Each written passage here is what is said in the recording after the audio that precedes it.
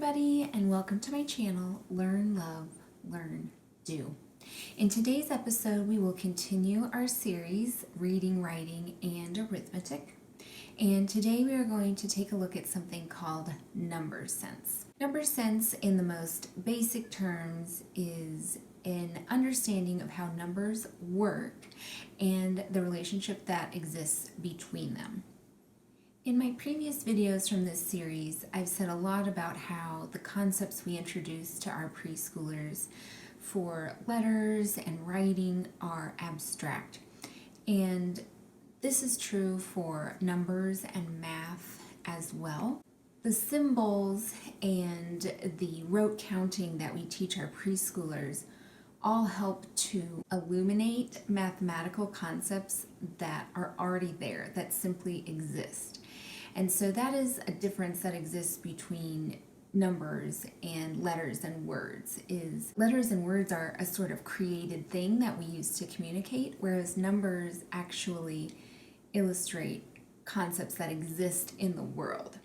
So when we teach our preschooler to count by rote, for example, 1, 2, 3, 4, 5, what is it they are actually saying? A couple of different things. There is a sequence to numbers and counting, but what they also need to learn behind that is the value that each of those numbers that they're saying represent. So if we take a look at the number 2, it is a value of 2. You can have 2 cookies, 2 sisters, 2 cars, but it also has a relationship that exists with all the other numbers. So 2 is less than 10, but it is greater than 1. And if I add 4 to 2, now I have 6, and the number has totally changed. And if I take away 1 from 2, I have 1. And so this relationship between numbers is there, and we just have to help make it visible to our preschoolers with the activities and the things that we do to teach them. Just in case that was a bit more math than you thought you'd be thinking about for your preschooler, we'll take a look at how to break it down and make it simple for our young preschoolers. And be prepared for some costume changes. So, a great place to start with beginning number sequence and ideas are with counting rhymes or counting stories or counting poems or counting songs. All of that is in the realm of language, and it will help them have a point of reference for the numbers as we begin to use them for counting objects. I have here a small group of counting books. There are numerous ways to go about this, but I have books here that tell a story, and the numbers are part of the story. So the first one I have is 10 in the Bed, and I've actually heard this as a song as well, so you might try looking for that. 10 in the Bed, and it just starts with a little one getting ready for bed, and it starts at the number 10 and goes backwards 10, 9, 8, 7, 6, 5, 4, 3, 2, 1 till they're all out of bed, and finally the last one's there. And so reading this story will build in that descending relationship of numbers. Another group of books that build in descending number sequence is books like this, 10 Wriggly Caterpillars and 10 Little Ladybugs. I'll use 10 Little Ladybugs to illustrate.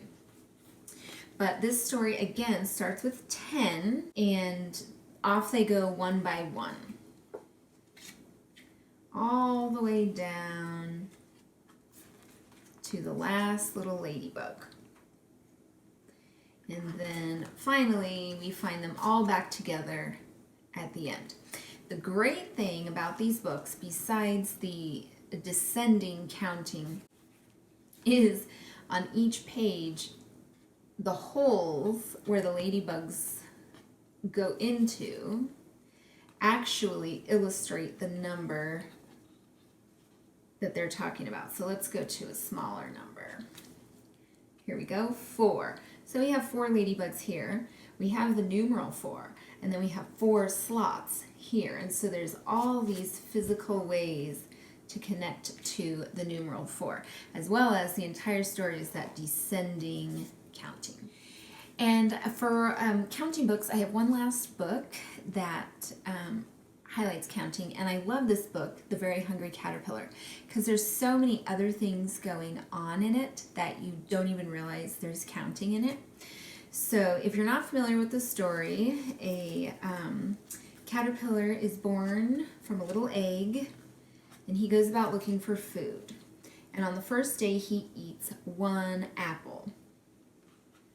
And the next day, he eats 2 pears, 3 plums, 4 strawberries, and he ends here 5 oranges. And that's where the counting sequence ends, because the next page he just eats a bunch of things.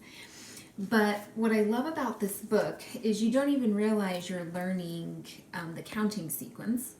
Also, there's this visual component here of the next number in the sequence being 1 more than the number before. So here's 1. If I add 1 more to that, the number becomes 2. If I add 1 more to that, the number becomes 3, and so on.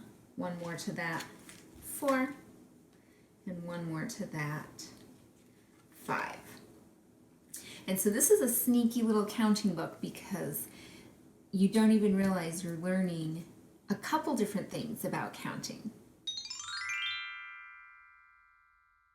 Okay, so we've looked at some counting books that have number sequence and objects to count. And I also mentioned poems are helpful. So I have here as an example, Counting Rhymes. And this is a book that just has some nursery rhymes that also have counting and rhythm. So we've got some classics in here like Hickory Dickory, and one of my favorites, 1, 2, Buckle My Shoe. And this one goes all the way to 20, which I think is great.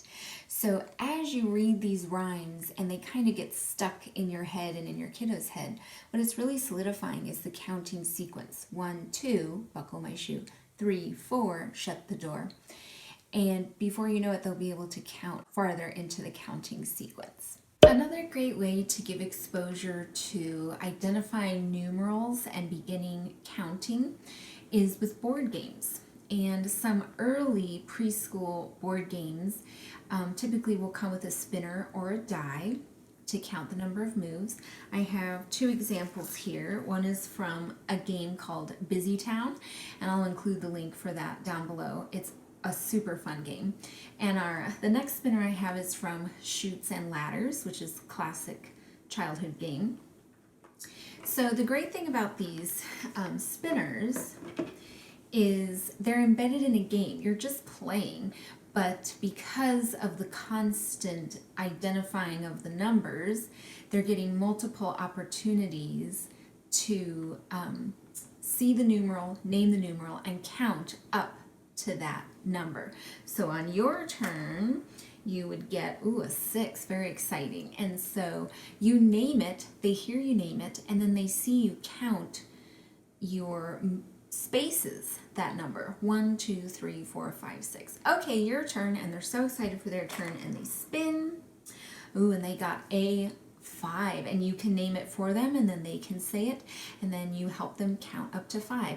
And the great thing about this is it's a game, it's very engaging, and they don't even realize they're getting that counting practice in and number identification in. There's also a lot of fun counting music out there. I'll include links down below for a couple of my favorites. But anytime you can put on music for a preschooler, you're just going to immediately grab their attention. And as I've said in previous videos, there is something about it being someone else's voice telling them information through song that kind of gives your voice a break and adds interest.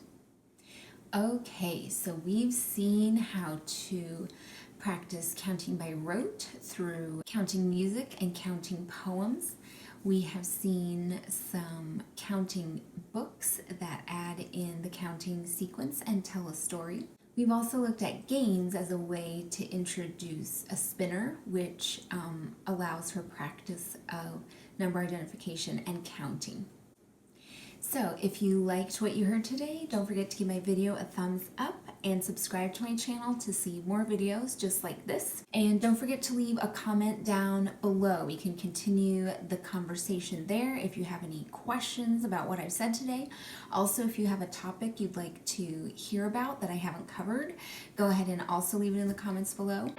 And thanks for joining me today on my channel, Learn, Love, Learn, Do, where we love to learn and learn to do.